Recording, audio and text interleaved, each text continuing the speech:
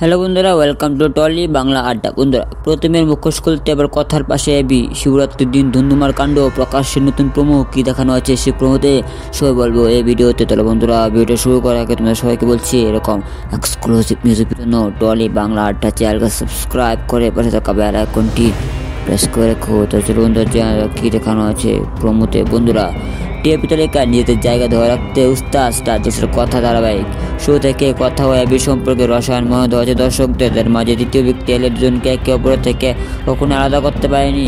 কিছুদিন আগে গুহ ফার্মেসি ভেজাল নিয়ে বিপদের মুখে পড়েছিল কথার পরিবার। এই বিপদের পর আবার এক হলো গুহ পরিবার। এবার প্রকাশ্যে এলো আরও এক নতুন প্রোমো। সেই প্রোমোতে দেখা যায় শিবরাত্রির দিন কথা ও এবি শিবলিঙ্গে জল ঢালার জন্য শিবের স্থানে আসে। সেখানে কথা শিবের কাছে প্রার্থনা করে গুহ বাড়ির উপর দিয়ে অনেক ঝড় গেছে, পরিবারের মঙ্গল কামনা এবার মহাদেবকে সোনার সাপ অর্পণ করবো।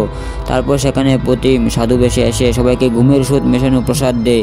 এরপর দেখা যায় সকলে সে প্রসাদ খেয়ে বেহুশ হয়ে পড়ে। কথা এসব দেখে কিছু বুঝতে না পেরে মহাদেবের কাছে ছুটে এসে দেখতে পায় সাধু বেশে থাকা ওই শয়তানটা বলছে এবার এই সোনার সাপ চালান হবে ব্ল্যাক মার্কেটে। সেই সময় কথা সামনে এসে বলে এবার আসল চেহারাটা সবাই দেখবে। ঠিক তখনই এবি এসে একটা পাঞ্চ মারে আর বলে বেমান, সবার সামনে তোর মুখোশ খুলবো এবার। এখানেই শেষ হয় প্রোমো। তাহলে বন্ধুরা, কি মনে হয় এবি ও কথা কি পারবে সবার সামনে প্রতিদিন আসল চেয়ারটা আনতে? অবশ্যই কমেন্টে জানাও। আর ভিডিও ভালো লাগবে তো লাইক করে চ্যানেলকে সাবস্ক্রাইব করে থাকা বেল আইকনটি প্রেস করে রাখো। চলো বন্ধুরা, আজকের ভিডিও এখানে শেষ করলাম।